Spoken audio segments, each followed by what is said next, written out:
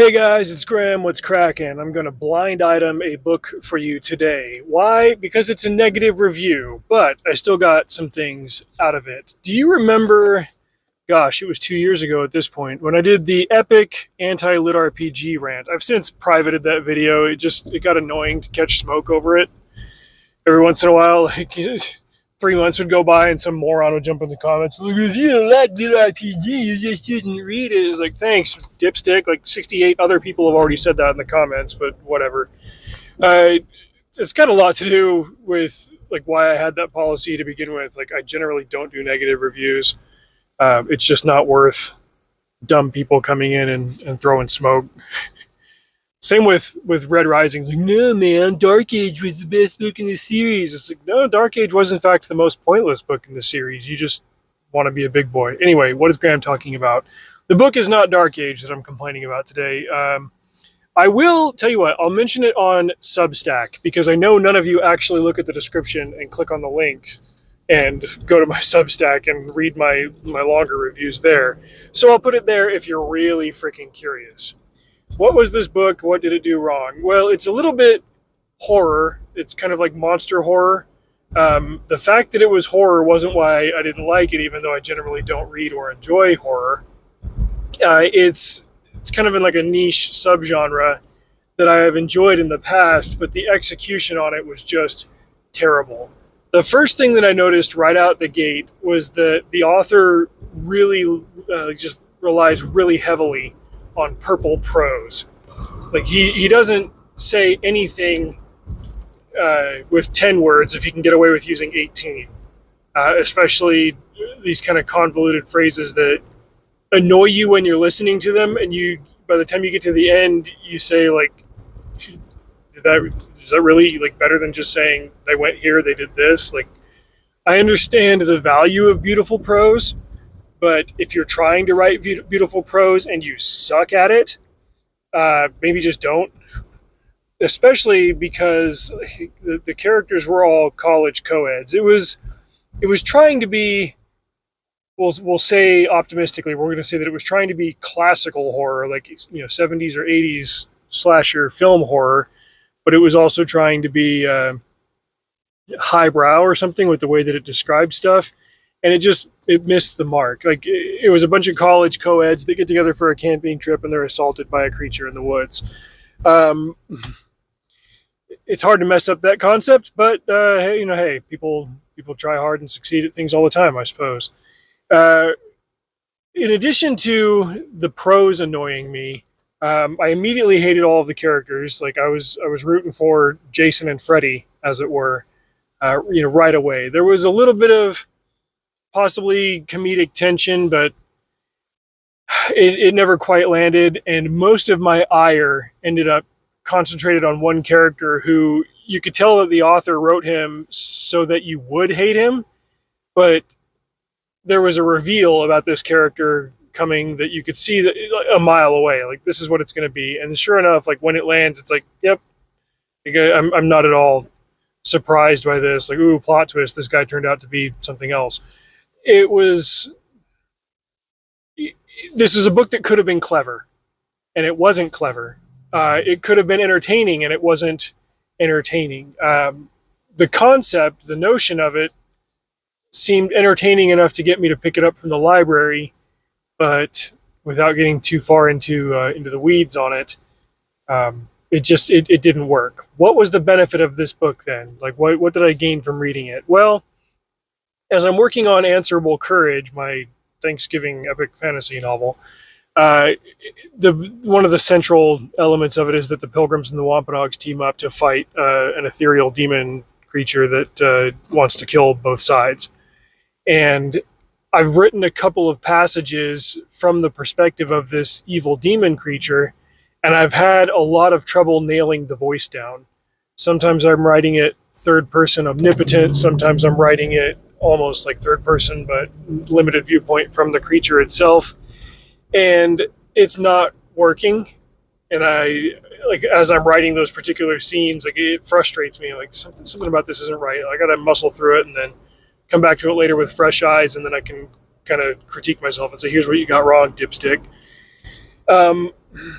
the scenes that were from the creature's perspective in this book that I read today, they were bad, and they were also very similar to what I've been writing in the manuscript that I'm doing right now. So, when you go to Substack and you see what this book is, like, maybe don't cast too much shade on the author, because I'm not. Like, I'm I'm Prince Zuko on that one island. Like, I'm mad at myself, really. But there is a benefit to reading books that, every once in a while anyway, that don't land well for you, because you can question why. And if it isn't working for you in a new way, then you can identify something else as a creator that you would want to maybe avoid. So in a roundabout way, it was beneficial to me. I was intrigued by the concept of this book, because it's also the first in a series of, I think, 3 or 4 that I kind of peeked ahead on the list of the library and thought, okay, there's potential here for something to be good. But overall, I'm definitely not going to continue. I ended up blitzing the rest of the series, and it was a kill fest. Like, the monster was running around in the woods and separating the kids, and oh no, we're in a small town and there's been a storm and the power's out and the phone line's out. And it's like, okay, guys, it's the 2020s now. Like, how often does that happen? And it's almost like it's just this throwaway box that you've got to check in books like this. Say, okay, we got to isolate them and cut them off from all cellular technology. And, like, I'm saying this as a guy who wrote Sheriff Porter, where this exact same thing happens in a small logging town with vampires. But that was because there was a super secret government agency that was able to, like, hit the town with a blackout satellite. It wasn't like, oh my goodness, the power lines fell out, and we're not in cell range. And, like, I understand that places like that exist. I've driven through them and I've worked at them, but it's just so overdone, and I wasn't particularly impressed with the execution on this one. So big fat L, 1 star for that book. But hey, to the author, keep at it. Obviously, you've had some success with this, and you've got plenty of readers that are buying your books. I'm just not going to be one of them. Anyway, what else is going on? I listened to a really good episode, and I'll link to this one below, a really good video from Perch today. In fact, I'll probably do a video all on its own about this subject. Talking about the usefulness of YouTube for independent creators, and he pointed out something it's obvious in retrospect, but it was helpful to me to hear somebody just lay it all out.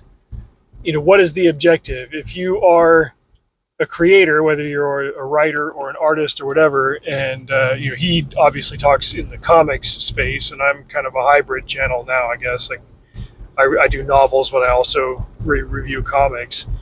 But if you're in the comic space, there's a benefit to having a YouTube channel to showcase your work and everything. But he says a lot of these channels that are of guys that started out as content creators but then got into publishing books or doing their own creative projects, like, most of their audience from their YouTube stuff doesn't go into their other projects. And so it's not like you've got to have a YouTube presence. Eventually they become more primarily known for the YouTube stuff. And we're heading to up to the 3rd year anniversary of Eric July launching Rippaverse.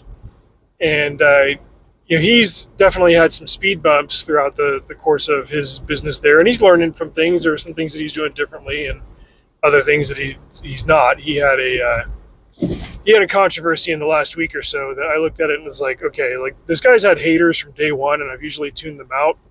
But if you've got haters, you probably should be a little bit more careful about doing things like releasing books with printing errors instead of having quality control check them over. Like, that was a problem.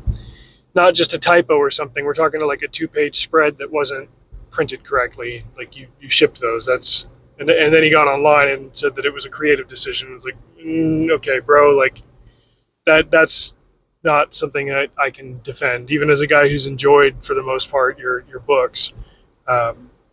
Pass.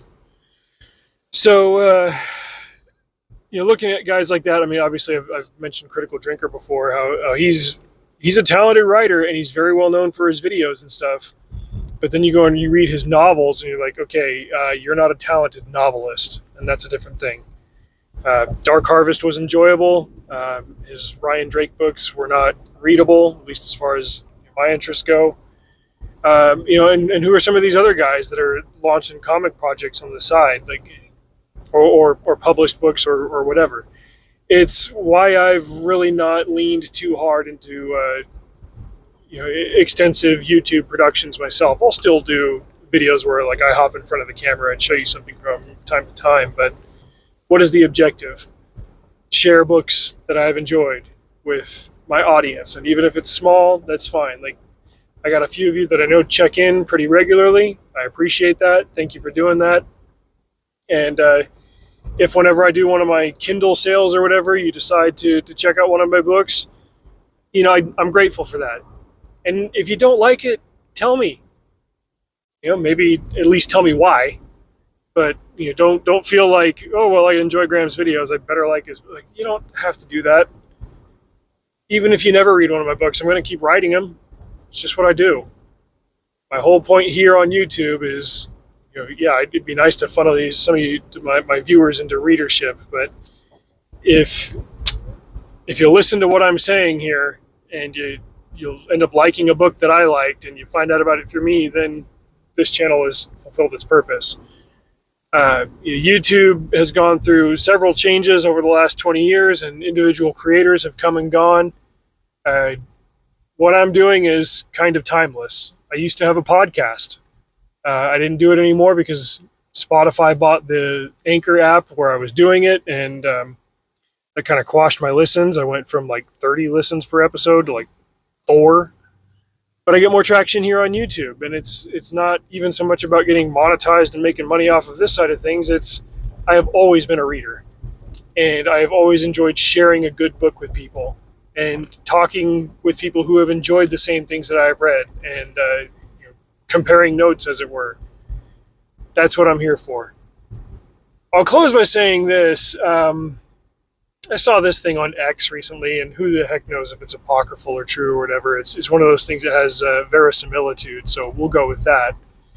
But somebody talked about a study that was done about music lyrics in the 80s versus recently. And popular music tended to have very positive lyrics. It was all for the most part about a positive outlook on the world, and now the popular stuff tends to be more negative, and that has a detrimental effect on the people that adamantly and aggressively consume this stuff. I feel the same way about books, and that's why I harp on stuff that has harsh content in it, especially unnecessarily so, and I'm looking for stuff that is generally positive. It doesn't have to be completely blind to the downsides of mortality and so on and so forth. But give me a positive ending. Give me something uplifting. Even give me something like The Hunger Games, a beautiful tragedy for a reason.